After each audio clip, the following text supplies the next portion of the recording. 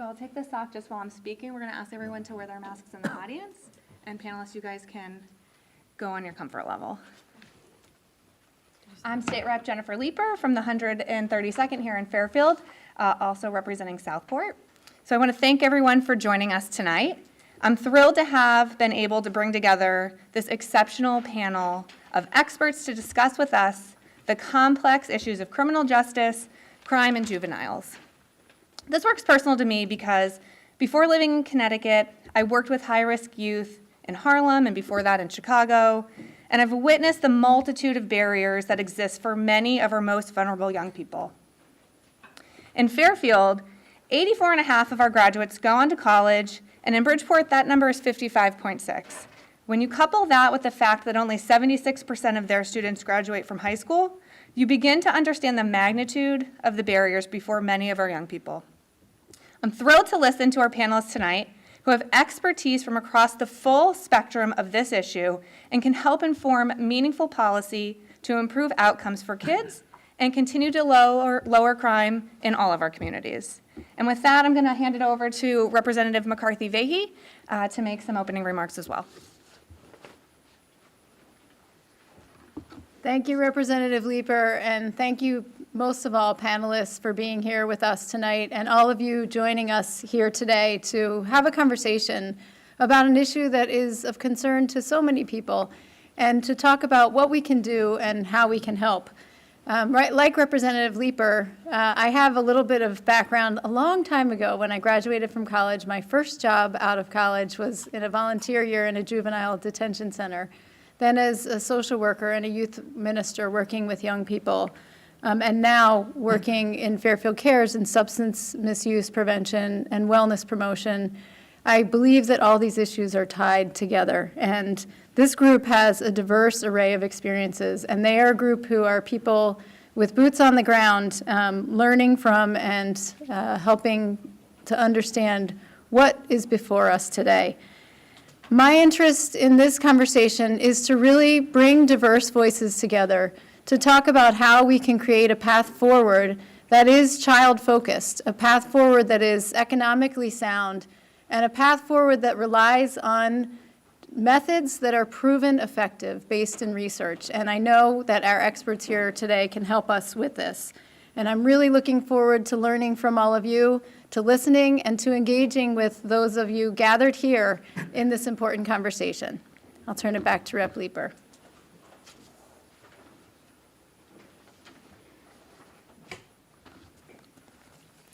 So Mike Lawler, who was scheduled to be here, unfortunately had a close contact with COVID, like so many of us these days, and was unable to make it. So we're going to kick it off with Ken Barone, who serves as the Associate Director of the Institute for Municipal and Regional Policy at UConn and has specialized in studying crime statistics here in Connecticut. So with that, off to you, Ken. Thank you, and good evening. For the last, 12 years, I've been managing the state of Connecticut's racial profiling initiative and been working with states across the country to understand policing data and to do something meaningful with that data. And more recently, some of my research focus area has shifted to understanding auto theft and crime trends, not just here in Connecticut, but nationally.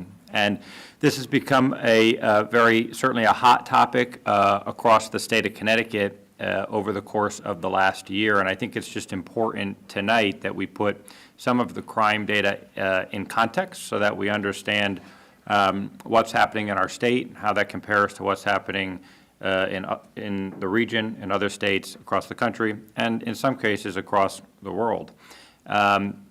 We began to see an uptick in crime across the country in about May of 2020, which was about the time that most of the country began experiencing lockdowns and were really being impacted as a result of COVID-19. We saw schools shut down, courts closed, and a variety of other disruptions to services across the country. And so One of the crimes in particular that we saw increase, not just here in Connecticut, but in all 50 states and in most of Europe, was the crime of auto theft.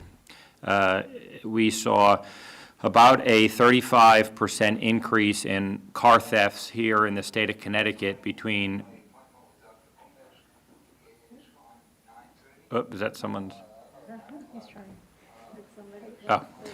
We saw an increase in auto thefts between 19 and 2020 here in the state of Connecticut. Something important to note, though, when you look at the year-over-year increase, in 2019, the state of Connecticut saw the fewest number of auto thefts ever recorded here in the state of Connecticut.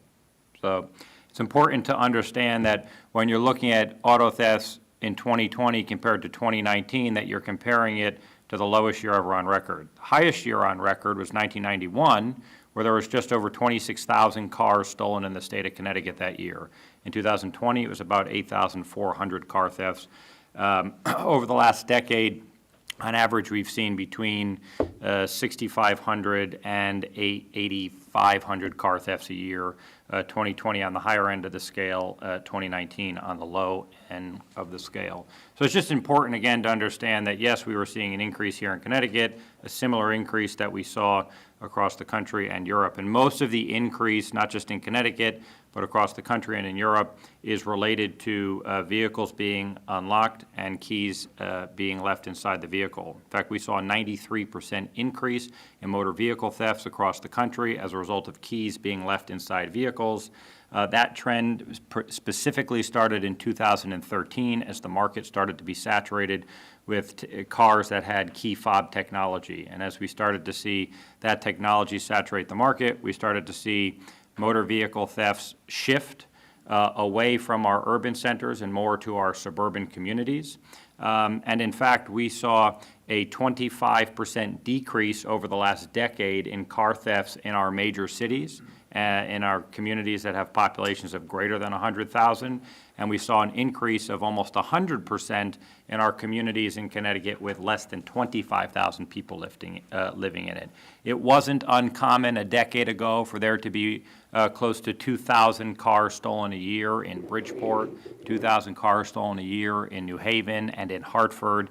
And in the last decade, we've seen our cities average between 500 and 700 car thefts a year, but we've seen our smaller suburban communities increase from sometimes single-digit numbers of car thefts to 20, 30.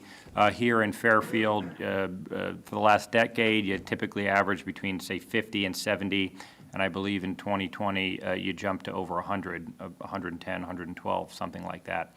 Again, most of that being driven by the shift away from where the concentration of this problem had been for a long time in our major urban centers, and also the increase in vehicles being left unlocked with keys inside of them. There's also been a lot of attention as a result of this focused on juveniles, right, and the rate at which juveniles are committing these offenses. Again, it's important to note that what we know from the data is that of the 8,400 or so car thefts that occurred in 2020, law enforcement only solved 7.8% of those car thefts. So 92% of car thefts went unsolved, or there was not an arrest made in 92% of the cases. So that's not because law enforcement didn't work hard to solve these crimes. They're hard crimes to solve, and most of the time they are classified as a property crime unless obviously the car is used in the commission of, say, a felony. And so localities have to determine what resources they place into solving these crimes. We're not always dusting for fingerprints and doing DNA work on a piece of property that is recovered. So I don't point out the clearance rate to use that as pointing out a failure of law enforcement. Historically, dating back 30 years, the clearance rate for auto thefts has only been around 10%. So they're hard crimes to solve. And I say that to say that it's important to know that because it will be challenging from a policy perspective to arrest our way out of this problem. There were arrests made in 671 auto theft cases last year across the state of Connecticut. of those 671 cases, 241 involved a juvenile. So the vast majority of arrests for auto theft still largely involved individuals over the age of 18 who were prosecuted in the adult criminal justice system. About 36% were individuals under the age of 18, which interestingly enough is actually the same share of those arrested in the state of Connecticut in 2019, when we saw the fewest number of auto thefts each year. In terms of broader juvenile justice reforms that have taken place over the course of the last 10 or 15 years here in Connecticut, most of those reforms occurred about a decade ago. In 2010, we raised the age of juvenile offenders from 16 to 18. We removed 16-year-olds out of the juvenile out of the adult criminal justice system and back into the juvenile justice system. In 2012, we removed 17-year-olds out of the adult criminal justice system and back into the juvenile justice system. In 2011, so a decade ago, we reformed how law enforcement are able to detain a juvenile. That was when most of our detention laws changed in terms of needing to seek a court order in order to detain a juvenile for longer than 6 hours. And a few years ago, we closed CJTS. We do have juvenile detention facilities. I think there's been some misinformation that, there's an inability to lock up high-risk youthful offenders. There are 2 juvenile detention centers here in the state, one in Bridgeport, one in Hartford. You do need to seek a judge's order in order to detain a youth, but judges are on call, right, in the state of Connecticut 24 hours a day. So if there is a probable cause that a crime has been committed and law enforcement believe that the individual poses a serious risk to public safety, they can make a case to a judge to detain the juvenile so that they can appear in juvenile court on the next business day. And that system has been in place for about 10 years. Overall, over the last 30 years, we've generally seen a fairly dramatic decrease in crime, not just in Connecticut, but across the country. So since the 1990s, all categories of crime have come way down, including here in the state of Connecticut. And in fact, in 2018, for example, we had the fewest number of murders in the state of Connecticut ever. So it's just, again, important to know sort of where the trend has been. In the last 2 years, particularly as a result of the pandemic, we have seen increases specifically in murder. Violent crime is up in Connecticut and across the country. Auto thefts are up in Connecticut and across the country, and thefts from vehicles are up in Connecticut and across the country. And again, it's just important to note that this isn't isolated just to the state of Connecticut. These are trends that we're seeing in red states and blue states, in big cities and small cities, and in small communities and in large communities, in suburban communities and urban communities. In fact, Connecticut was one of just a few states in the country that actually saw an overall decrease in violent crime between 2019 and 2020, although the specific category of murder was up, but again, that is up everywhere. Violent crime in general has actually been down here in the state of Connecticut. And in fact, we've actually saw some of the largest increases in violent crime occurring in places that haven't made an effort to reform the justice system over the course of the last 10 years. Violent crime was up significantly higher in states like Texas and Missouri and Florida and other states that haven't been as we've been here in Connecticut to really focus on this issue. The Northeast continues to see some of the lowest rates of violent crime across the country, even as a result of the pandemic. I think it's important when we're looking for policy solutions to try and think about what are the actual policy solutions that will reduce crime. Right? Again, we can look, we don't have to look that far here in the state of Connecticut. In the 1990s, crime was substantially higher than it is today. Again, the category of auto thefts, 20,000+ auto thefts a year through much of the 90s.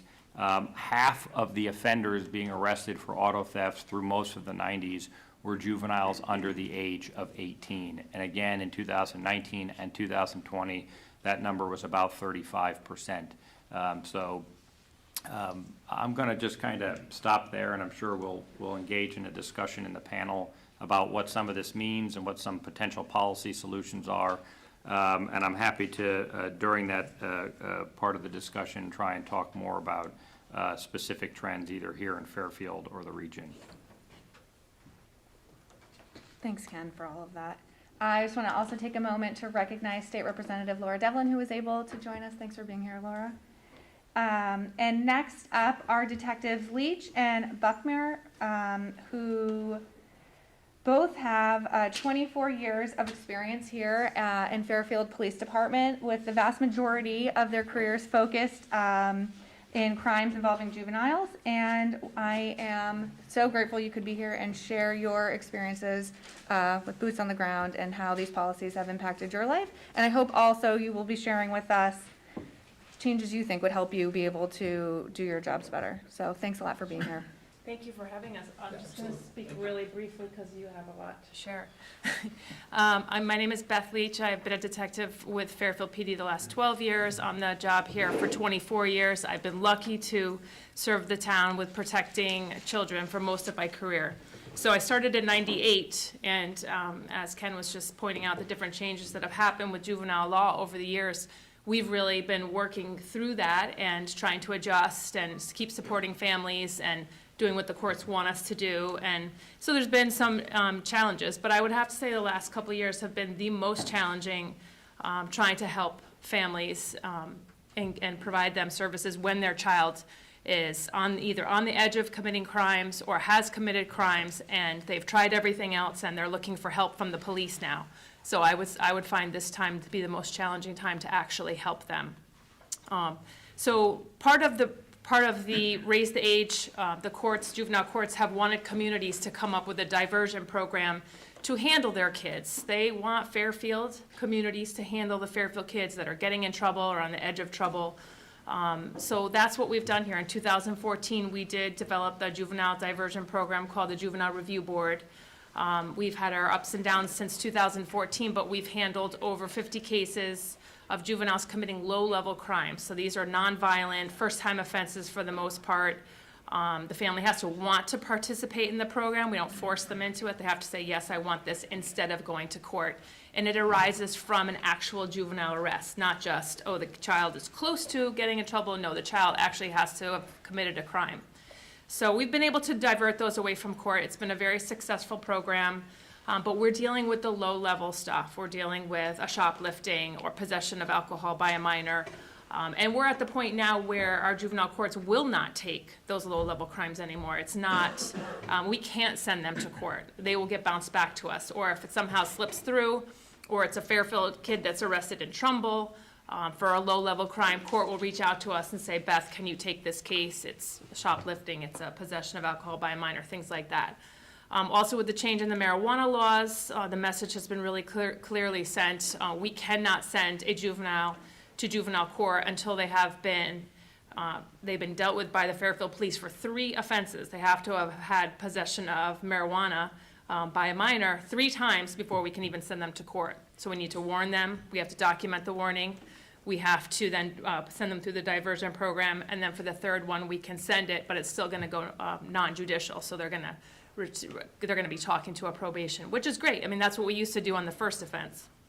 But really, we seem to be successful with that type of diversion program, but it's the families that are coming to us saying, like, my child's on the edge, he's running away, he's not listening to the rules at the household, he's engaging in risky behavior, she's engaging in risky behavior, help me. And we used to have programs like Family with Service Needs that we could divert that child with these certain things that are going on in the home with the parents to juvenile court, and probation would get involved, and it would be like, hey, let's change behavior now because in the future you could have these serious consequences being involved in court. We don't have that program anymore.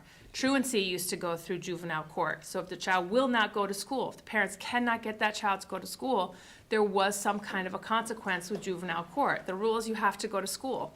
That program is no longer in effect. DCF will not take truancy cases.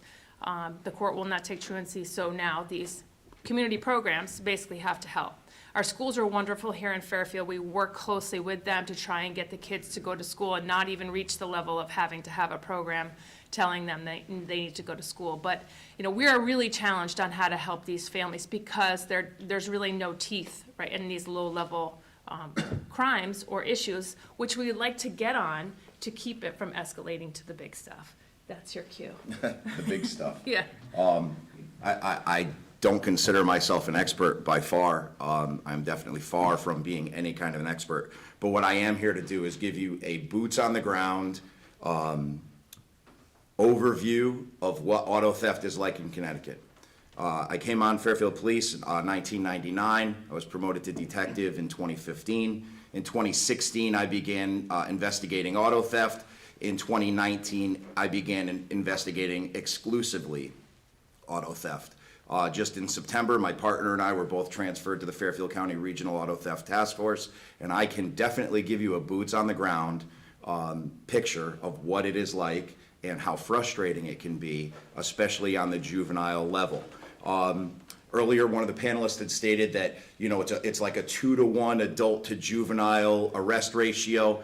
And I'm going to tell you why that is. It's because juveniles leave DNA, but their DNA is not logged in the system, and we don't know that who they are until they're an adult and they get arrested, and their DNA ends up in the system. And now it's too late; they can no longer be charged because they're an adult now. So in a lot of these cases, I know who the kids are. I know who stole that car. I just can't prove it.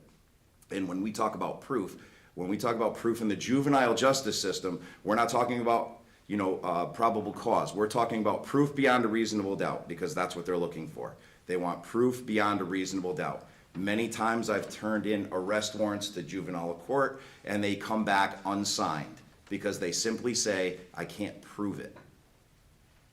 I gave it all in the police report. It's no longer good enough to conduct interviews and have other people tell you things and make that work. You need a confession, you need video, and I've also had prosecutors tell me DNA is not enough. Their DNA on the steering wheel is not enough to arrest. What are we doing here? Our current system is failing. Our catch and release mentality is failing. It does not work. And I can give you specifics. Listen, we could talk about numbers all day long. Numbers can be skewed, right? Things could be miscategorized.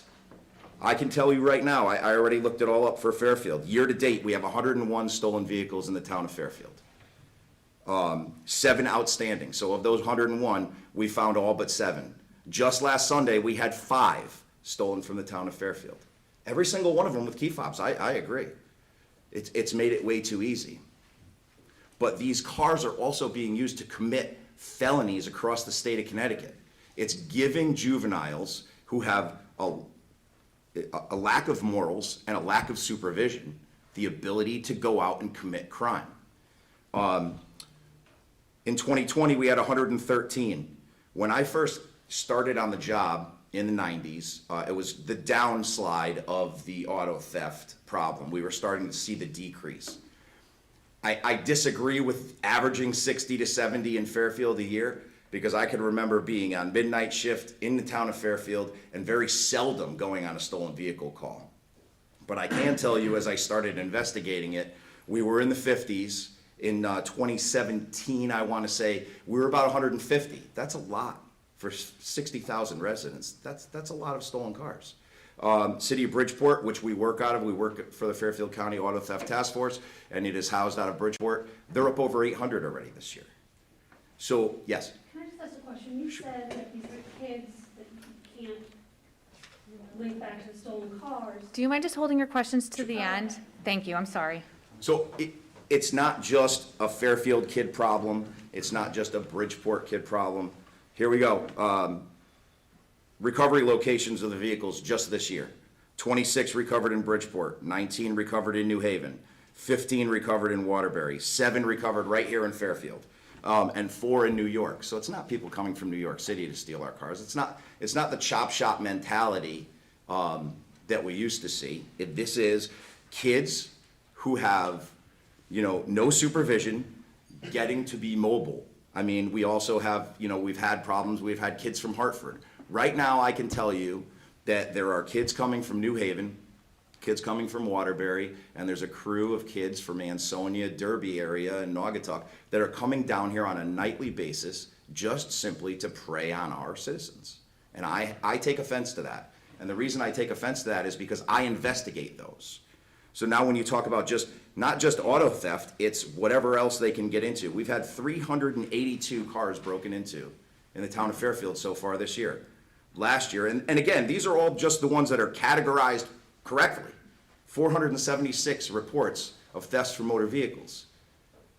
All unlocked? Mostly.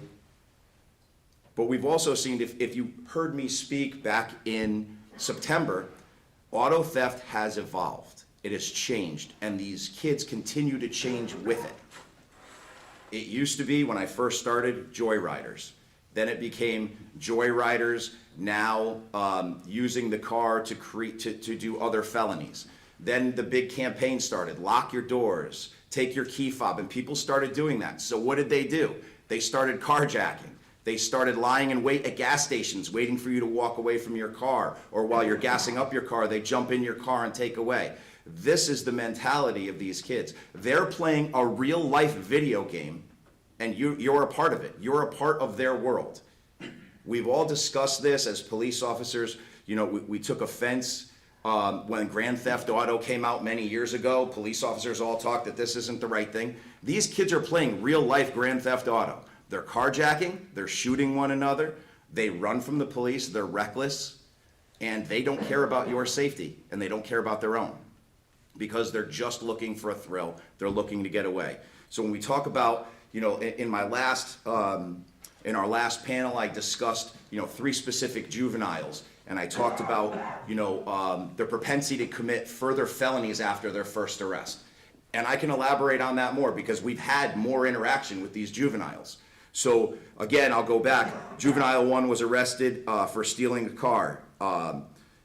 He was arrested for breaking into cars. He was arrested for being involved with another stolen vehicle. He was then arrested. This is all Fairfield arrests. He was arrested in Bridgeport for stealing a car and using credit cards and interfering, which means he ran from the police. He engaged police in pursuit. And he was arrested for another stolen vehicle. He was involved with 2 other juveniles that decided that they were going to hit a person in Fairfield, jump out of the car, beat him up, and take his wallet and his phone. Okay?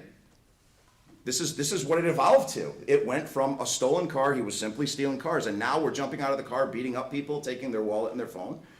This was a 15-year-old boy. This 15-year-old boy got sent to adult court. You know how much interaction we've had with him since he went to adult court? I'm going to tell you, 0. We've heard nothing from him. Why? Because the adult court has teeth, real life consequences. The juvenile court system does not carry real life consequences. So we'll talk about his accomplices. Accomplice number 2 was arrested for stealing a car. Breach of peace and threatening, and burglary 3rd, which is another car he stole based on value. 14 years old at the time.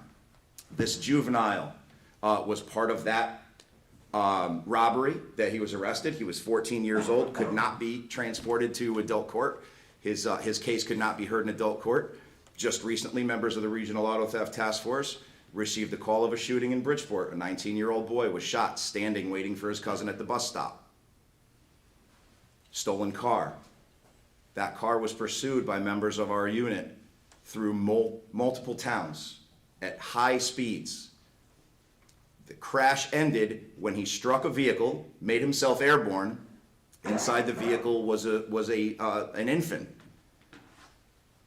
When the kid came out of the car, he laughed. He thought it was a joke. This is what we're dealing with. So when I say our juvenile justice system is failing, who's going to tell that 19-year-old who's crippled for the rest of his life that we could have stopped this, or possibly could have stopped this, by having some consequences the first time he committed a violent crime? And I'm not here to tell you, I'm going to tell you right now, I am not a lock 'em up and forget it kind of guy. I spent many, many years here in Fairfield teaching the DARE program. I know programs work, but it's got to be a good mix of programs and some kind of teeth in the justice system because the revolving door doesn't work. It just doesn't work. The other kid, 14 years old, juvenile, same thing. We're seeing them on a regular basis. We run into these kids. It's the same kids over and over and over again. You know who are doing it. I've had guns pointed at me. I've had kids running from me with guns in their hands. It is a very scary and difficult time when you are behind that and you have to make that decision what you're going to do, because we don't count on them to make the right decision. They know that we know they can't make the right decision. I have parents tell me, "Detective, I don't know what to do. They're out of my control." Of course they're out of your control. They're a product of their environment. Their friends have more control over them than you do. We understand that.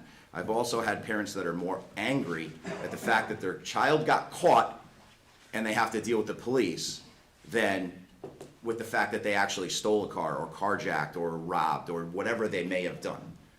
They're more angry at the fact that they have to deal with this now. So again, impaired morals? Probably. Programs can work. They can absolutely work.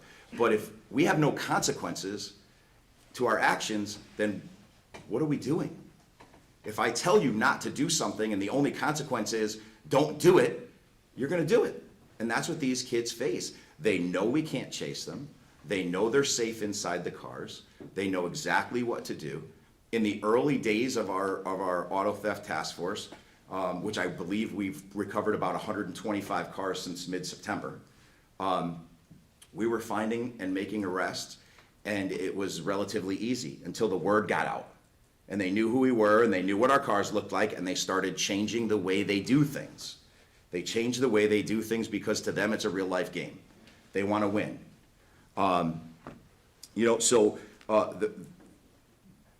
We spoke in the last one, or in the last panel about, having some kind of consequence, and the adult court can carry those consequences.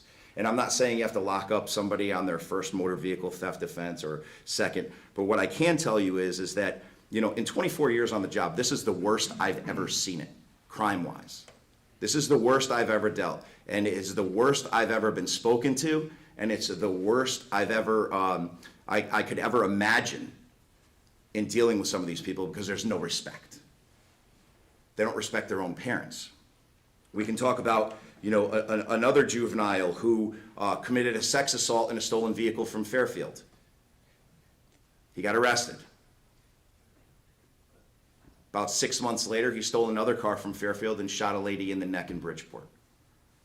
These are the kids that are coming into our town. This is what's happening. I agree that it is extremely difficult to solve auto theft cases. I know. I handle 99% of them in the town of Fairfield. And I work with some very good auto theft investigators in the Fairfield County Auto Theft Task Force. And I work with some incredible detectives in the Fairfield Police Department, and I always have to lean on them. It is a very difficult task. The reason more adults are getting arrested is because they're actually making better decisions when they're being chased or the police try to pull them over. Juveniles don't make good decisions. They're not supposed to make good decisions. They're kids, right? The frontal lobe of their brain is not fully developed. We know that. We know how it works. We know how anatomy works. We know all that. But I don't know about you, but I can remember being a teenager, and I can remember why I did things and why I didn't do things. And the reason I didn't do some things that would be considered bad were because I had consequences. Not necessarily from the law, but from my parents. There was fear. Fear is a great motivator when we talk about, right and wrong, right? We all do that. If you don't do that, you're going to get punished. So what's the punishment? Detective, I hate to interrupt you. Thank you. But I know there's so much to talk about, and I want to make much. sure that we get to each of the panelists, and also so that we can engage conversation with the folks gathered here. We will be taking questions at the end, and also the panelists, you will have an opportunity to respond to one another as well. But it's my pleasure to next introduce to you Iliana Pujols, the Policy Director at Connecticut Justice Alliance, and forgive me if I mispronounced your name. You please correct me. Iliana is working in youth and adult partnerships, and the Alliance is working to end the criminalization of youth and to keep young people out of the justice system. She was one of the founding members of the Justice Advisors, and we'll hear more about that in a little bit, and speaks nationally on youth and young adult partnerships and advocacy, and joins us here today. And I believe we have our RISAP leader here with us as well. So welcome and thank you. Thank you. I think it's important for me to kind of start with who we are, what we do, and what the context is of my perspective. So for actually this year, 20 years, the Connecticut Justice Alliance has been working to to decriminalize young people and the criminalization of youth. Up until 4 years ago, they were functioning as just a small staff. In 2017, we started our first youth-adult partnership model, right? For years, we've been doing the work to decriminalize young people, get things in communities invested in, but we weren't doing it with those young people that were directly impacted. I started as one of the founding members of the Justice Advisors cohort, which is essentially a group of directly impacted young people ages 18 to 25 who have all come in contact with the justice system in some sort of way, whether we've been incarcerated, on probation, in diversion programming, et cetera. Since the creation of the Justice Advisors, I've been able to shift into a full-time role, then supervising the group, and then had the honor of this year shifting into policy director, then promoting another Justice Advisor to run the team. I share that context because I also want to highlight that we're a staff of 3 and 2 of us are under the age of 25. And when we say that we work with young people, we literally are ran by young people, all directly impacted by the system, to highlight again. So I think a couple of things that are important, and sorry, I don't have my little fancy notebook. I got my electronic notes, so you guys see me clicking my phone. But I really just want to highlight the fact that what we do, we always try to center the experiences of young people, right? And I think, thanks all the panelists that went first because they set some really important context. But not once did I hear any conversations being had with the young people, right? And when we talk about youth crime, we want to identify solutions, but it's very rare that people actually sit down with these young people engaging in crime to identify what those solutions look like. And you sparked something for me because I started thinking about like, wow, what was I doing as a teenager? I'm 24 now, but I did a lot of stuff when I was a teenager. And now that I think of it, a lot of it that I did that was bad was because I was going through a lot of stuff. And that's something that we always try to center, right? When we're trying to address the problem, we need to get to the root. I think something that's really important to flag is, as you guys have shared, it's been really rough these past 2 years. And it isn't because of anything new other than the fact that we have hit a pandemic, right? And how rough that has been. A lot of kids had no programming during the pandemic. They were disconnected from schools. I mean, I was reading an article the other day that talked about the uprise in domestic violence in homes, and it wasn't between couples, it was between parents and their children, right? Imagining all the things that young people are going through without programs, services, or schools, and then imagining them to reintegrate back into school and the community perfectly is very unrealistic when we talk about young people, and not surprising that it has caused an uptick in crime. I like the fact that Ken started by highlighting some of the recent reforms because I think it's a really good place to start when we talk about where we want to go. I think a lot of the reforms that have happened in the past, including closing CJTS, has opened a lot of pathways for success for young people. Where we failed was that we didn't follow up correctly. When we close these things, when we change these policies, we need to be following up with actual, fully invested in solutions, right? One of the things that I get the honor of doing with the Alliance is meeting with groups of young people, whether they're incarcerated in programs. I've met with SROs, teachers, students, and we really get to have conversations about what doesn't work in the system, right? What works, what would have kept you out of the system, what did you need in your community, et cetera. And these kids have answers, right? We hear kids talking about programs such as Street Safe, where they have actual credible messengers on the streets preventing crime, right? Working with these kids 24/7 around the clock, one-on-one. We have programs such as Our Piece of the Pie, which is offering education support, workforce development support, all kinds of support that young people would need. And Our Piece of the Pie doesn't exist across the state, right? This is for Hartford residents. We have many programs that exist, and none of them are fully invested across the state. I think another thing that's very important to highlight is who we're talking about, right? We're talking about primarily children of color. And I think it's not news to anybody that, unfortunately, these cities such as New Haven, Hartford, Waterbury, Bridgeport have been primarily underfunded for years, even when it comes to things as education. I mean, Bridgeport goes without paper half the time for the end of their school year, right? So I just want to flag all of those things as we continue to have these conversations about young people and think about why they do things and why they end up in the situations that they're in. It's very rare that you have somebody sit down with a young person who may steal a car, who may commit a murder, whatever it may be, right? And ask them, what landed you in this spot?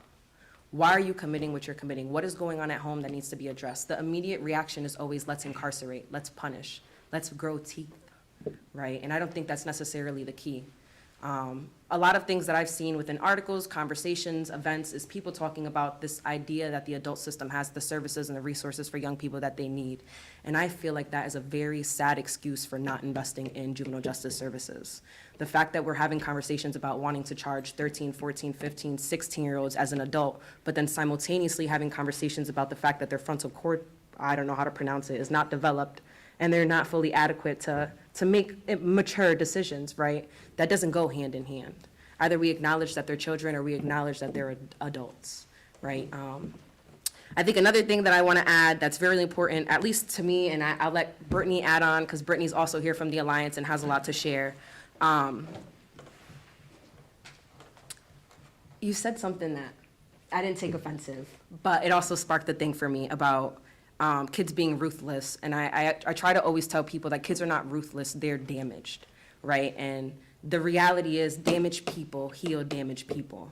And it's not often that you're a kid from Bridgeport, Hartford, wherever it may be, and you have a guidance counselor in your school that resembles you, that has been through some similar challenges. There's not many people that you can go to and tell, my mom's getting beat at home and it's stressing me out and I'm coming to school and taking it out on everybody. You can't tell that to your guidance counselor. You can't tell that to your school resource officer, right? So I think the reality is too understanding that not everybody is going to be able to relate to these kids and not everybody's going to be able to understand what they're going through. We need to be tapping into the people who can. And this is why we often advocate for the fact that we need more credible messengers across the state. And if you guys aren't familiar with what credible messengers are, it's really essentially taking somebody who has re-entered into the community and created a successful pathway and turning them essentially into mentors, right? So we have incarcerated people mentoring incarcerated people kind of thing. I kind of won't spend too much time going on and on. I just want to highlight, we always, again, try to go back to the root issue. I don't believe that incarcerating our way out of this solution is going to solve anything. I do believe that we need to invest in new programming. And unfortunately, I don't believe that we have effective programming for high-risk children. You spoke about, this program that we have for low-risk offenses, and that's great, right? The diversionary stuff is great, but we're talking about kids who have high-level needs, and needs way bigger than how to keep them out of danger. We have kids dealing with real life stuff, economic instability, housing instability, lack of equitable education, lack of opportunities, right? And not to ignore the racial and ethnic disparities that has been prevalent in the state for a very long time and isn't new to just the state. This is a national thing. This is an international thing. So I just say all of that to kind of wrap up my segment. I won't talk too much. I'm usually pretty short and quick, but I'll pass it on to the next panelist and hope to answer any questions that come up. Thanks, Iliana. So Brittany is our next panelist. She has her BA in political science and is currently pursuing her master's in public administration. She's an advocate, educator, and organizer for youth justice reform. She draws on her personal experiences in the criminal justice system to advocate for policies that are restorative, rehabilitative, and resourceful.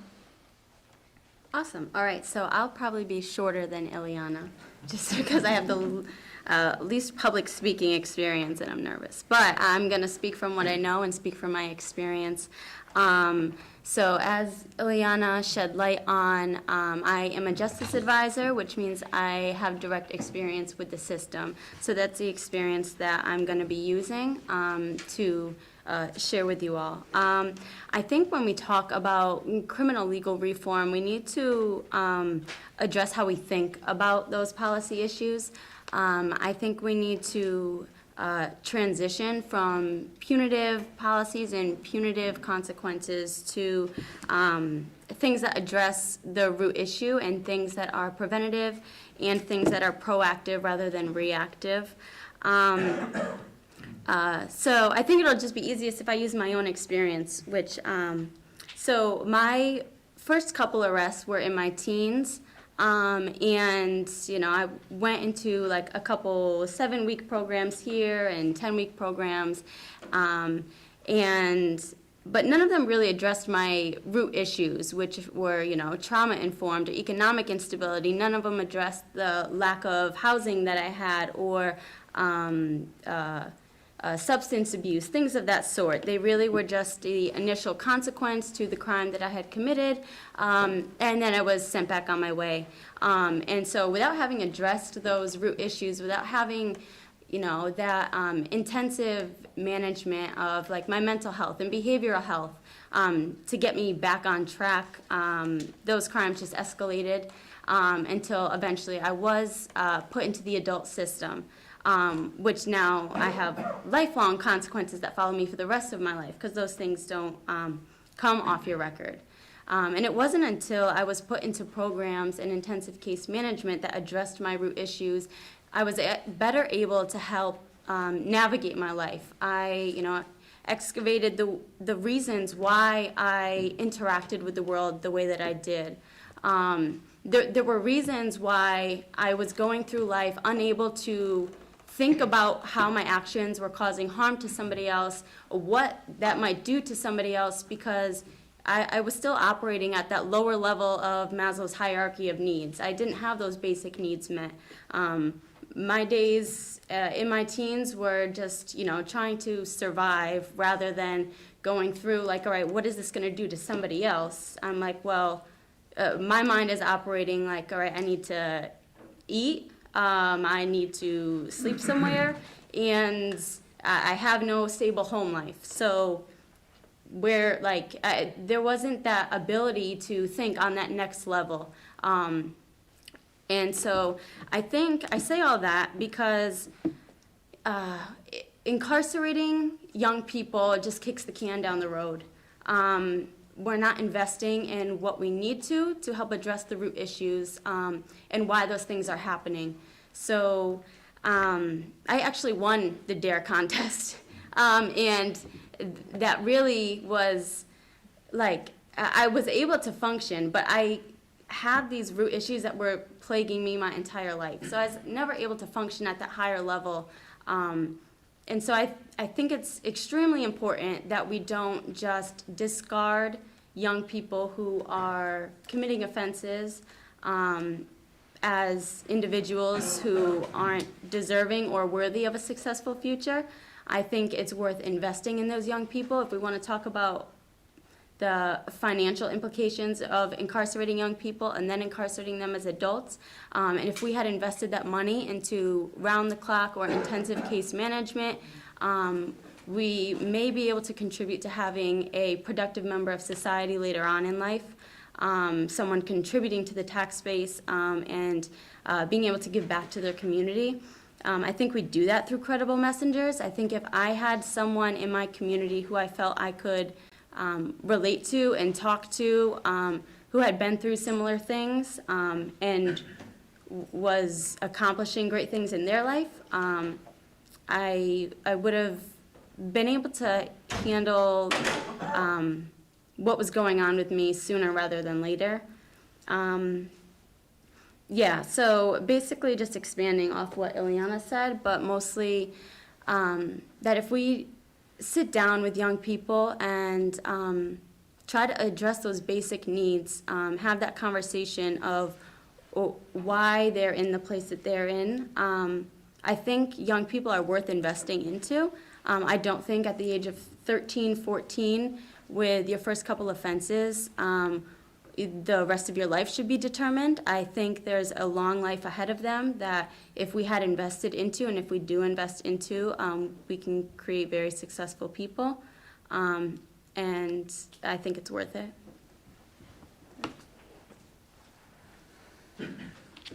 Thank you. So our last panelist, before we jump into a group discussion, is Fairfielder John Santa. Mr. Santa is the acting chair of Connecticut's 23-member Sentencing Commission, an independent state criminal justice agency established to make recommendations about our criminal justice system. Mr. Santa is a longtime criminal justice advocate after a personal experience visiting someone in prison, and he's the founder of the Malta Justice Initiative. I think it's been amazing to watch his journey, and also as someone I mentioned, I was a youth minister, that his faith has really informed his work that he has done in this area. And he's going to talk to us a little bit about the role of the Sentencing Commission and where do we go from here. And thank you so much, Mr. Santa, for being here with us tonight. Thanks, Cristin. Thanks for this opportunity. And, you've placed me in a difficult position to follow this young lady here with this compelling story she had to tell us. Thank you very much for sharing that. My goodness. God bless you. Glad you're here. You can tell us a thing or two. So you got symptoms, you got problems, you know? Two different things. Cars get stolen. A lot of them get stolen. Symptom. Problem. People that do them. Now, I think I heard right from our wonderful police folks here that these guys and girls that are doing the car stealing are not from Bridgeport, are from Fairfield. Bridgeport, Waterbury, Stanford, whatever, they're from some other place. So therefore, recognize that crime issues begin in poverty and ignorance, largely poverty and ignorance. So some of us are naive enough to think that when some third grader at the Dunbar School on the east side of Bridgeport flunks math, that's not our problem. I got news for you. That is our problem. It's totally our problem. Because instead of heading on the path of being a scholar of some sort of type or other, he's on his way to being a car thief. He's in car thief school, and he's going to go that way. He'll flunk math, and he'll flunk a few other things, and it'll all fall apart. So let's work towards that, and recognize furthermore that people that find their way into the criminal justice system, 8 out of 10 of them are addicted and or mentally ill. Addiction in the inner city looks a lot like self-medication because the realities of the inner city are miserable. We can't even imagine how bad they are living here in Fairfield, living in this bubble called Fairfield, this island called Fairfield. And self-medication happens there, and mental health problems happen there. So, at the Sentencing Commission, we're trying to make more effective, efficient use of the criminal justice system and make sentencing policy that makes more sense. So, for instance, we had a visit a couple months back from Senator Kathy Austin. And pardon my naivete, D or R? Is she a Democrat or Republican? I don't even know. Democrat? Democrat. Okay, fine. So she comes in and she says, you know what? She said, I think we should really be working much, much harder at assessing mental health issues of people that come in the criminal justice system and acting on that. Because right now we give them basically a sniff test or, you know, like if they can fog a mirror, whether they're sick or not, we don't really test it very much. Kathy Austin knows what she speaks because some of you here know Kathy Austin used to be a prison guard. She was a correction officer. So she knows a bit about what happens to people in prison. So we're trying to make it better. We are trying to turn wards of the state, which that third grader is going to become a ward of the state. Given left to his own devices, that's where he's heading. We try to turn wards of the state into taxpayers. As taxpayers, everybody wins. A ward of the state, everybody loses. Because we've got to keep paying and paying and paying and paying. We have this thing called the Department of Correction. And God bless those people doing that job. I could never do it. It's a very, very hard job. But it's not the individuals in there. It's the whole system. It says it's the Department of Correction, but there's not much correcting that goes on. And so therefore, again, back to our third grader, he'll go in, maybe as a juvenile, steal a car, put him in prison, fine. Then he'll get out and he'll go back in, he'll come out and go back in, come out and go back in. I'll tell you what, a couple of weeks ago, Laura put on a nice program down at the Pequot Library with Tony Wong and talked about Better Way to Safer Connecticut, which is a program that the Republicans are advocating for this year. The first 6 pages have to do about incarceration, lock them up, this and that. The next 10 pages have to do with prevention and opportunity. And they have to do with finding ways to support police and train police better and help police better. Wonderful. I urge all the Ds and all the Rs to work together on this. Work together on doing these things. This is how we're going to get out of this trick box we're in right now. Call me crazy,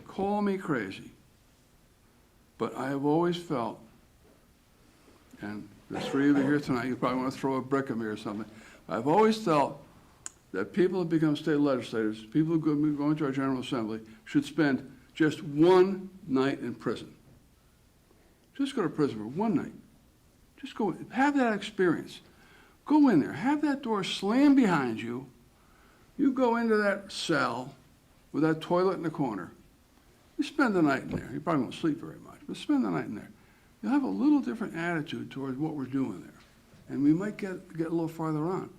And so, in the meantime, I want to thank all the people, the three of them here tonight, for the work you do in our General Assembly. God bless you. It's just great. And thank you, thank you, thank you for doing that. A couple of years ago, my colleagues and I at the Multi-Justice Initiative wrote this book, The Justice Imperative, still available, Amazon.com. This is a survey of the criminal justice system in Connecticut. It's a bit dated, but it still has a lot of validity to it, and it's very enlightening. And legislators have come to us and said, thank you very much. I never knew what I know now. So enlightenment, I mean, even legislators, even we voters can use education. But I strongly urge our legislators to work together, to not let this thing be a polarizing issue. Let it be an issue of collaboration. It has been. That's how we've made all the progress we made the past 10, 15 years, was Republican and Democrat collaboration on changing things, and it's been good. It's been good. Our prison population is down from 20,000 to 9,000, and that's good, and that's good. Recidivism is down too. That's good. Let's keep doing that. So, thank you very much for the opportunity to be with you tonight. Thanks for all of you coming tonight. It's nice to see so many of you are interested in this important issue. Thanks, John, for those remarks. I think we're going to give a little bit of time for our panelists to respond to one another. And would it help to start on this end and go down, or do people want to kind of jump in? I'm open to either. I can kick it off. Sure, thanks, Ken. It was nice to hear the different perspectives this evening. I think this was a very well-rounded discussion, and I appreciated the perspectives everybody provided. I don't want to repeat myself, but I just want to help to ground our conversation in a few facts.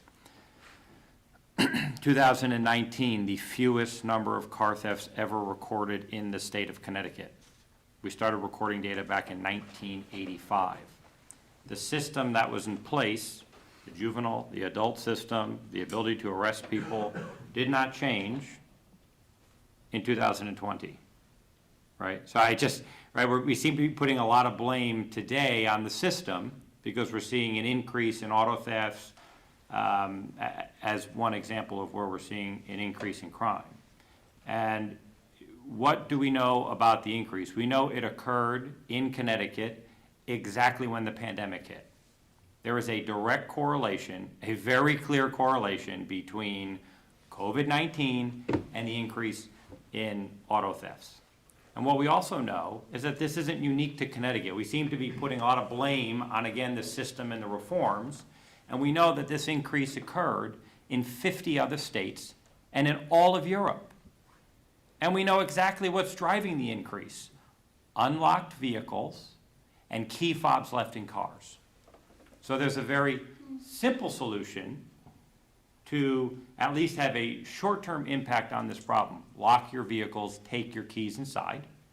I think that car manufacturers should be more involved in this conversation, right? I always say it's crazy that I have to enter a 6-digit code into my phone and have my face scanned in order to get into my phone, but the key fob's just got to be somewhere near the car to start it. So, right, there are technology solutions to this problem. And what we should be working towards is getting back to the way the system was working in 2019, because clearly it was. The fewest number of car thefts right before the pandemic. Schools were opening, courts were functioning, services were being provided to communities. All that shut down as a result of the pandemic, right? The standard for arresting individuals did not change in 2020 from what it was in 2019. We didn't suddenly say you can't arrest people in 2020. There was certainly an impact in terms of detaining individuals as a result of COVID, right? Courts were more cautious about wanting to put people in confined environment as a result of that. But again, I think there's been a lot of talk about the blame on the current system, and I just want to point out that that system, we need to work towards getting back to not too long ago.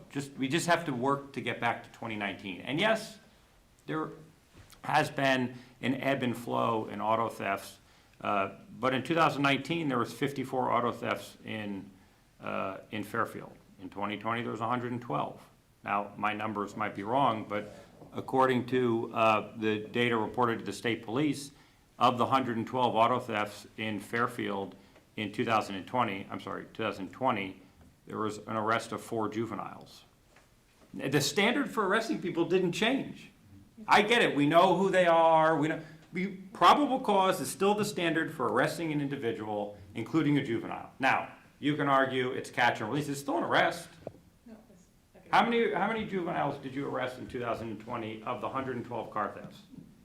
I don't have that data with me, but I can tell you, I probably arrested more than 4, and they were not categorized as auto theft because it was other charges. Well, we categorized the most serious charge. Okay, which means, but right, we may have if I arrest a kid and I can't prove the stolen car, but I can prove credit card, do you have credit card data? Like how many times they've stolen credit cards and used them, and people are now at But the financial standard loss? for being able to But prove it's crime still an hasn't arrest. changed. But they stole a car, but But they're you not couldn't charged prove for the it. auto theft because I couldn't prove it, or because the court wouldn't sign off on the warrant because I couldn't prove they were driving the car. Right, because there was, but that standard didn't change. Right, but- Your ability to prove a crime But didn't there's change. still, but it has changed. It has changed. What has I- changed? If I walk into court with a warrant that has gone not only through me, but through my coworkers, to my supervisors, and they all feel there's probable cause, and it goes to court, and the juvenile prosecutor says, yes, there's probable cause, but I'm not gonna sign your warrant. We have the It's changed. clothing description, we have But the court has video. always been the one to make that determination, They- correct?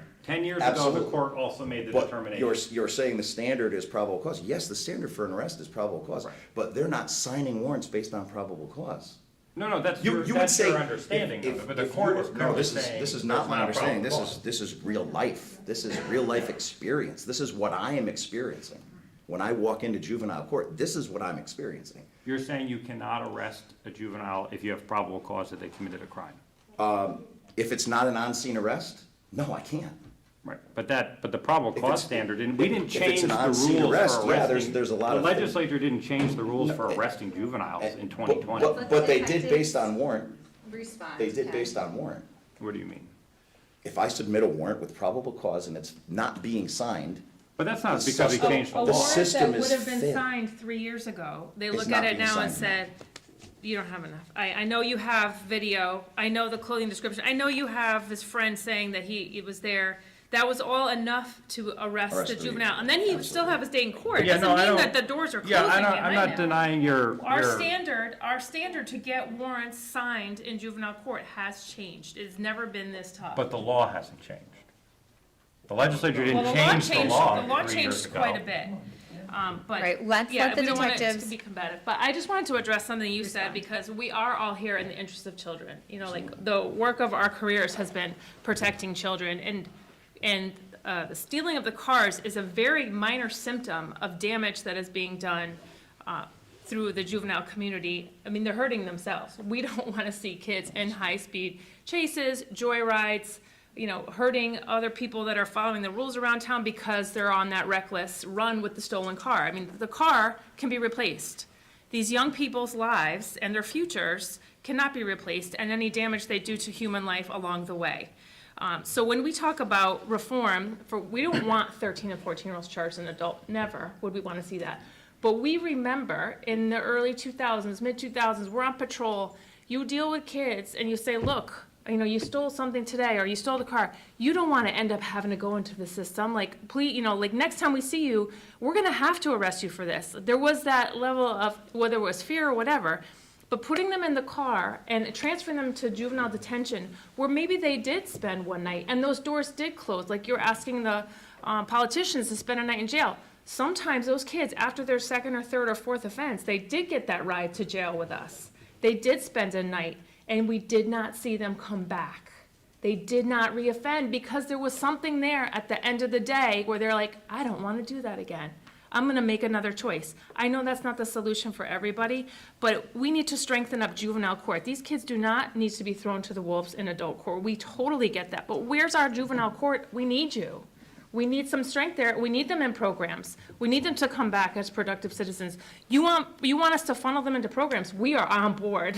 Like, we are just trying to keep the community safe, work within the parameters that the law is giving us, and keep everybody safe. And if we can kick off a juvenile we've all worked in the schools. We have kids coming back at 25 saying, Officer Buckmir, Detective Leetch, like, thank you for what you did. Thank you for calling me on what I did, because I'll never forget you. Like, that is all we need in life to feel like we did something. So give us the programs. Give us the place to send these kids. I agree. There's nothing more rewarding than having someone come back to you years later and say, thank you for calling me on that, or thank you for putting me on the straight and narrow. I said this in the earlier portion. Don't get me wrong, I'm not a lock them up and throw away the key guy, but there has to be a balance between when is enough, right? Maybe the first, maybe the second, maybe the third, maybe the fourth. I don't know. I can tell you, yeah, I'm a police officer. Did I get in trouble as a teenager? Sure I did. My poor mother. My goodness, I couldn't imagine what was going through her head. But at some point, someone made a difference in my life. And that's why, listening to the two ladies that spoke after me, it really touched, because someone did make a difference in my life. I was faced with a path. I was at the fork in the road, and had I gone one way, I wouldn't be sitting here today. But someone made a difference in my life. And if in my career I only did that for one person, then I feel like I'm a success. I'm not just in this to, chase kids. I don't want to chase kids. I want to go home to my family at the end of the day. I don't want them running out of a car and pointing a gun at me or my coworkers, because I don't want that. I don't want to live with that. I don't want to live with having to make that decision. But I also want every resident in the town of Fairfield to feel safe and secure, whether they left their key fob in the car or not. Because I take it personal when I have to go and call them and say, I recovered your car, I'm so sorry, it's damaged, it's got bullet holes in it, they put some blunts out on your dashboard, I'm sorry.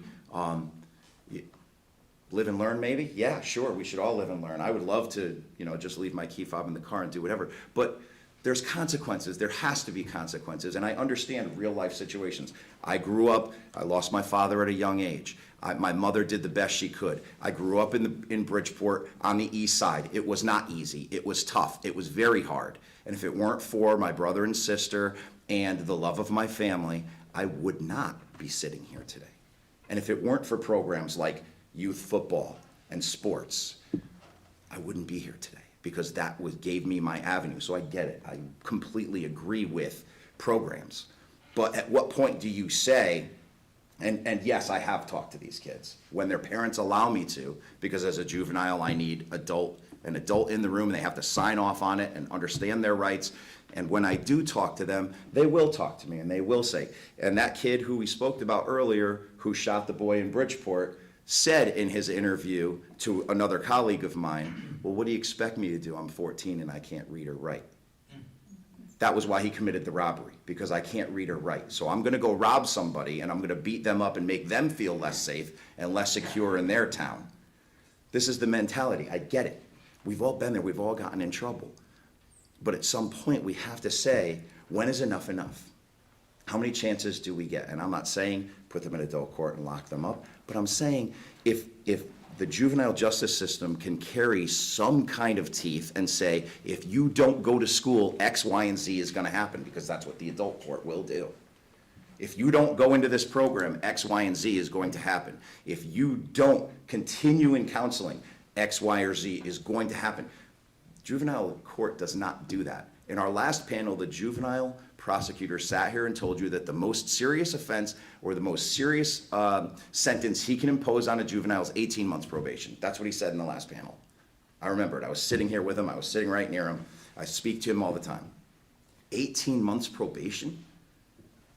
All right, Detective, I just want to, I'm sorry, I don't want to cut you off, because I really appreciate this conversation, and I think the root of what we're getting to is really important. I think we all agree we need a lot more prevention happening for our youth. I think we're all unanimously in agreement to that. And I also appreciate some of the comments that were made about what the judiciary branch can do. And I know Detective Leetch and I have had many conversations about this. And earlier in the summer, And I think a lot because of all these conversations that have been having, both with the community, with legislators, with law enforcement, to help the judiciary branch make the adjustments they actually already have the authority to do without us needing to pass laws, like the ease of sharing juvenile data between law enforcement departments so that you guys can understand if juveniles have been arrested in other jurisdictions. And they just also increase the speed with which, if there's a gun incident or a violent crime, it goes straight to court the next day.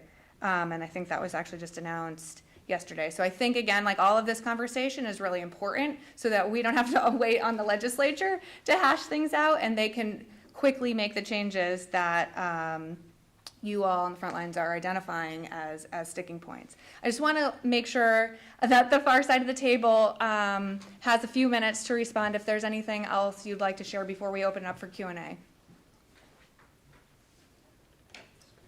I think I'm good. I will open up for Q&A. That's great. Yeah, I'll open up for Q&A. I'm good. All right, and Brittany and John, anything else? Yeah, I would say I'm good. I would just like to highlight that a lot of times, like there's ways to see that a child is struggling, and so if before they commit a crime. So if we look at their attendance in school, sometimes for a while that will be struggling before a crime is committed, and sometimes there's a lot of other red flags that maybe we can use to use preventative measures, and so that we don't have to wait for an arrest or incarceration to give someone a program. Maybe there's a way to see that a child is struggling and get them into a program before crimes are committed. I love that you said that because I think it's a great plug here in Fairfield for the work Fairfield Cares does to try to catch kids before it becomes that serious and do that prevention piece. So happy to give a plug to Fairfield Cares. And Mr. Santa, anything you'd like to add? Well, here's a big scoop for you. Kids are by their nature stupid. I know that because I used to be a kid. I'm almost done with that now, but I'm pretty soon I'll be over it. But I doubt that they understand or cognate what the consequences are, or even think at all about the consequences of the stupid goddamn things they do. They go stupid things. And you detectives, God bless the two of you, because you got to put up with these stupid kids all the time, doing stupid stuff. It drives me nuts. It would really drive me nuts. So God bless you two for doing the job you do, for putting up with this stuff, and I can't blame you for wanting to throw the book at them. I mean, I would, or try to do something that moves them off the dime. But really, we got to recognize that we're dealing with stupid kids, and they're stupid. That's what they do. And by the way, thanks to you too for running this thing today. It's very good. Thank I you. also just think what you said is really important because I think we know that a child's brain doesn't process harsher punishments as a deterrent, which is something we also hear. In a lot of states that have much harder on crime policies than Connecticut does, actually have much higher juvenile crime than we do. So I think that's also a great point that you reminded me of with your kids are stupid comment. So with that, I'd love to open it up to the public for questions. And hi, Representative Devlin. And if you don't mind coming up here and using the microphone, I think that would, or do we have a traveling mic? There's an extra mic in the middle of the table. I don't know if you can use that. Can I unplug it? Speak real loud. Well, you can ask, and I can also. I'm happy to come up there, but usually I'm told I'm a loud talker. So I really appreciated listening to everybody, and for the two of you for doing this. Really, I just wanted to make a couple brief comments. So just a couple of things, because we've heard a lot of they want to turn back all of the judicial reforms that have been made, and I think what they're saying about they might be the Republicans, and so since I am one, I thought I should perhaps address it. But I would say that's not the case at all. In fact, two of the things that Jen talked about that were recent changes that were made were some of the recommendations that we are making, but we couldn't get the legislature to take action. So the judicial branch has, and that's really, I think, a positive thing. It's taken a lot longer than we would have liked. Also, I appreciate so much what everybody said here, especially you two. I don't recall your names offhand, but I think that it is not an either or, right? Our state of Connecticut has more programs than any other state in the nation for recidivism. And what I'm undertaking with some of my colleagues, and I know Senator Moore is doing something in Bridgeport. I talked to her, I said, let's share our information and try to figure this out. What are these programs? Do they work? Are they funded? Are the ones that are working funded, or is there money going to something that just isn't working? Like, let's really do the right thing. So I do think the programmatic part is really important, but I also take heart to what I'm hearing from our police, and I have heard it from police in other communities as well. And I think in our lives, we experience this, right? There's got to be some consequences. And that doesn't mean lock up every kid for anything that ever happens and throw away the key. Not at all. But if there are no consequences, how do you get change in behavior? So, we treat gun crimes incredibly strong and take a very aggressive stance on adults or most everybody else. But if a kid under 14 years old has a gun and commits homicide, there's really not a lot of consequence that happens as a result of that. So I just think that it is, we shouldn't be necessarily talking at each other. I think we all want to get to the same place, but I don't think it's all just by programs. I don't think it's all just by consequences, but I do think it's a mix of both, and hopefully we can get there. So, thank you. Thank you. And I do need to zoom out, but I appreciate that. And I'm glad it's recorded, so we can see. Thank you. Sarah, I just want to thank Rep. Devlin for coming and for that comment. And I think that she's right. There's a lot of overlap in both parties. I think, as Mr. Santos said, historically, long before I was in the legislature, criminal justice reform was a completely bipartisan topic. And so I'm very hopeful that we can get back there. And I hope that tonight is an opportunity for us not to talk at each other, but to be listening to one another and talking with each other. So I'm hopeful that that is what we can accomplish here tonight. If you want to come forward and ask your comment. Sure. Thank you. Do you want me up there or just Terry? Yeah, I think for the cameras, to have the mic is helpful. So thank you to all the panelists. My name's Sarah Kitt. I'm a resident of Fairfield. Brittany, I just want to say thank you and so much for sharing your story, and you should just be so proud of how far you've come. I do want to take issue with Representative Devlin's comment that the 14-year-old with a gun who commits homicide is not going to face consequences. They will face consequences. They will go to jail. What we need to do is get to the kids. A 14-year-old who commits homicide is not going to go to jail. Only if it gets transferred to a jail. Are 14-year-olds who commit, how many 14-years are committing homicide? 14-year-olds can't be transferred to adult court, can they? I think they have to. No, not right So now. the 14-year-olds who commit homicide are just They put can back? be, 18 months of they can be probation. detained in the juvenile system for, in a locked facility for up to 30 months. Okay. That's Well, not- That is the current law. That's not what our head prosecutor But is that's the saying. current law. But the prosecutor, Well, there's a disconnect here.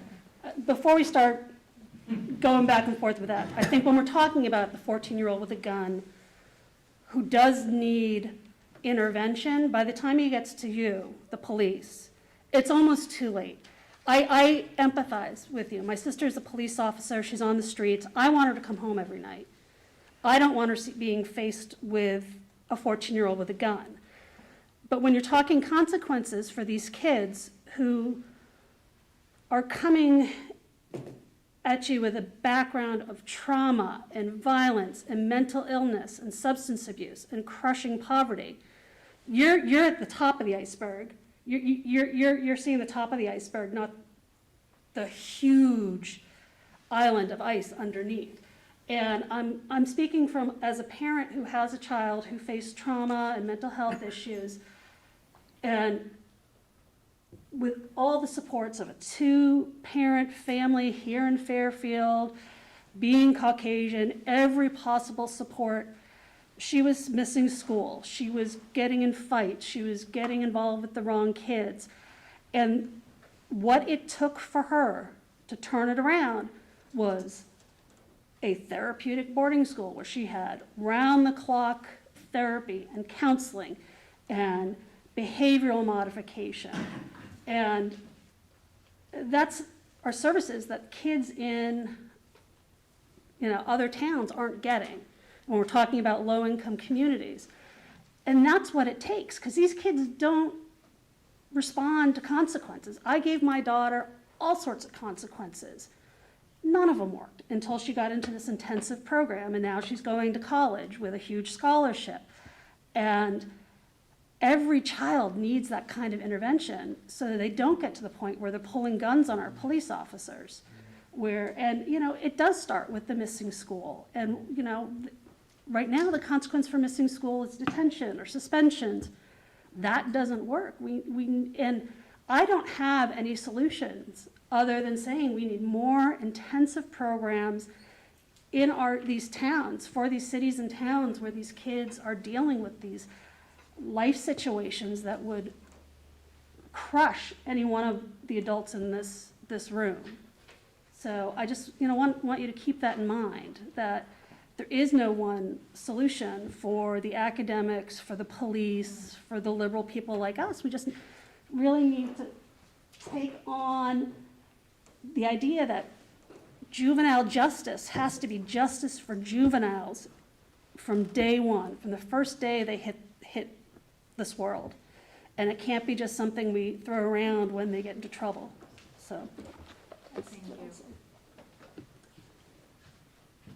Thank you for that comment. And I just want to follow up on one thing Detective Leetch said, that there are a lot of disconnects. And it's also one of the things we've spent a lot of time throughout the summer talking about. There's a lot of disconnects between what our law seems to say and how it seems to be implemented and who, Yeah, the 30 yeah. months could be a program, or like there's some programs in Hamden and Hartford and stuff, but it's not a jail. And I agree that's not the solution. But when you say that, yes, they're going to jail for 30 months, like, No, I'm saying the law allows them to be detained. There's nowhere to for put up to them. There's 2 juvenile detention centers. those are temporary holding places where the kids are going before and after court. In 2019, there was only 5 under 16 compared to years ago, they were holding 25, between 16 and 17-year-olds, they were holding. The numbers are minimal now, which is a good direction to go in. We don't want to see kids in jail. But when you say you can sentence a juvenile to 30 months in a facility, it is not. They're not going to jail. And they're very hard-pressed when it's someone that is very mentally health challenged and they need intensive services. And it sounds to me, and now who am I, but it feels to me like there is just not enough services to go around with the intensity that these kids, like you said, like the stuff that they're living through, like we get it, but what do we do when they're facing us with a gun? Like, we would love to be part of the solution at their 11 and 12-year-olds, and we're trying, like, we're developing programs here in Fairfield, but like, you want us to run a program, like, you tell us where to go, where to show up, we'll do it. But, we're strapped. I think the good news is, thank goodness, we really don't have many 13, 14-year-olds committing murder, right? I mean, it rarely happens. Hopefully it never happens. It just, so that we understand, right, it is very unlikely in the state of Connecticut that if a 13 or 14-year-old is arrested and charged and convicted of committing murder, that they'll be out on the streets tomorrow. They might not be, right, the law allows for detention up to 30 months, right? How that detention is spread out, right, we could have, I'm sure, many policy discussions about. But it's also very likely that that 14-year-old is going to end up in a locked psychiatric facility, likely till well beyond they turn 18. So, right there seems to be this narrative again, and I guess we could just agree to disagree that a 14-year-old would go out there and commit murder in the state of Connecticut, and then in 3 months they'd just be walking on the street again. That's unlikely. Be at a program that they could walk away Well, from. take away the murder. I don't want to, we don't have to get into it. Let's take one more question from the public. I agree that the disconnects is an issue, and I think we should continue to invest time to work those out. And I also just want to make sure that both our detectives recognize that we're very sympathetic to to the reality you guys face on the ground, and we're here to also hear where those disconnects and where those breakdowns are happening so that we can better support you, because at the end of the day, that helps kids and makes our communities safer. And the last thing to help, hopefully, with some of this disconnect is that one of the things the legislature is talking about is the data collection for when police are requesting detentions and the courts are denying them, so that we can have a better understanding of the scope of that issue our law enforcement is facing. Phil, would you like to have a question? Hi, Phil Dwyer. Last question, because we are getting close to time. Pose it for me if Sure. people don't understand it. A lot of the conversation has been kind of statewide issues. If those of us from Fairfield wanted to make the justice system better in Fairfield, where do we start? I'm just going to re-ask it for the camera. If we in Fairfield want to make the justice system better here in Fairfield, where do we start? Just one idea. I mean, I think we can't talk about the justice system and just narrow it down to Fairfield, because if you take a look at the justice system, I go back to my main point of it's primarily filled with children of color. If we're speaking specifically juvenile justice system, and that, we have to open that conversation up to how do we make the justice system better for urban communities as well outside of Fairfield. And I think that's where we come into a big challenge, is it's always my town or your town or this town or red or blue. And the reality is we're talking about kids as a whole. I think it becomes a challenge when we talk about how to make it better, because the system is not just. Again, it's racially inequitable. It's not created to serve any sort of form of rehabilitation. I know kids who come out and want to kill themselves. I know kids who come out and become pure addicts. I know people who come out and can never get a decent home ever again. And the minute that you touch base with the adult system, it just makes it even worse. I shared this last time I was in West Hartford, that I had a ridiculous juvenile record and I couldn't even get a job at Danbury Police Department doing dispatch because of it. And that was juvenile, which was supposed to be confidential.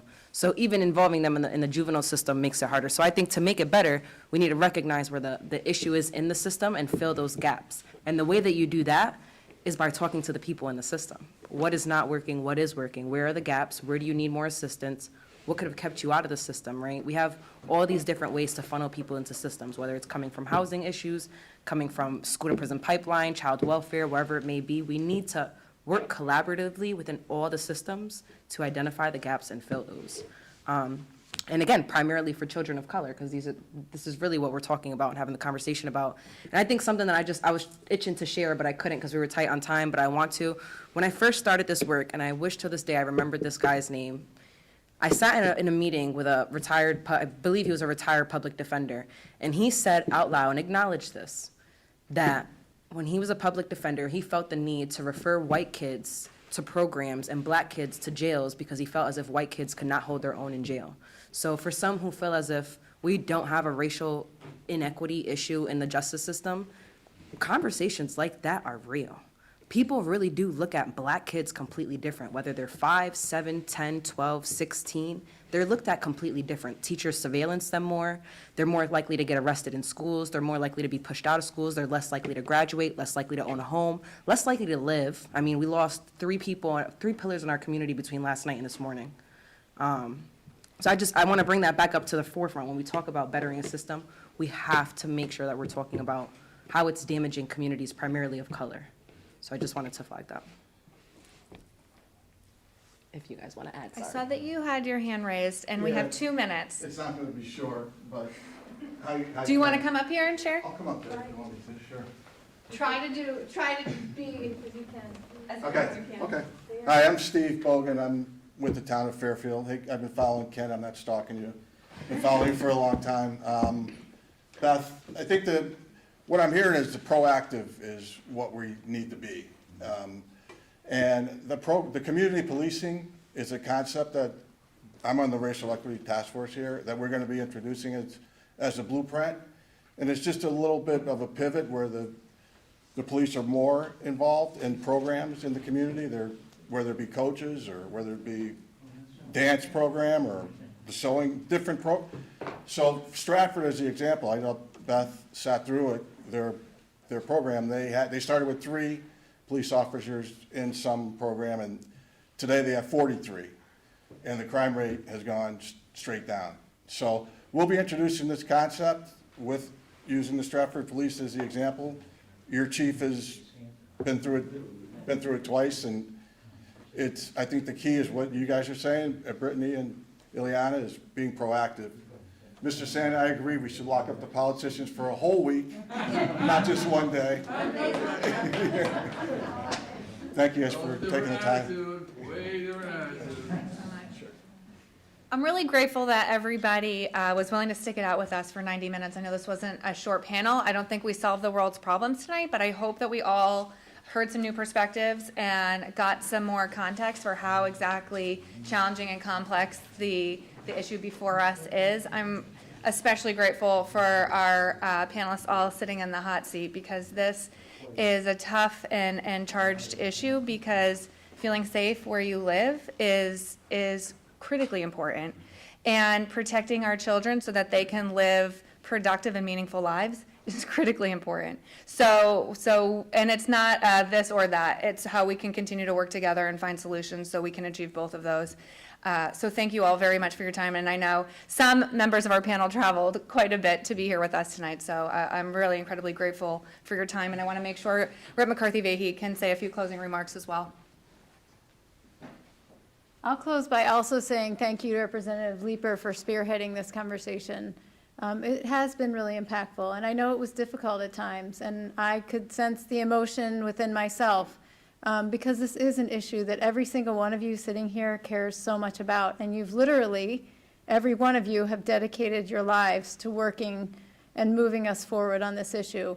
We, as a community and as legislators, Democrats, Republicans alike, towns, cities, small towns, suburban towns, urban centers, we are going to have to come together to continue to look at the solutions that work, to continue to look at what can be child-centered, what is an economically viable message, what is proven to be effective, and to your point, Detective Leetch, that we actually are providing the kinds of supports and services that get at the root causes of these problems, that we're looking at early childhood intervention, education, mental health services, jobs, workforce development, and all that, so that none of you are ever in the position of having to face danger, that our communities are safe. So once again, thank you so much to all of you on this panel, to those of you who participated today, and finally again to Representative Leeper.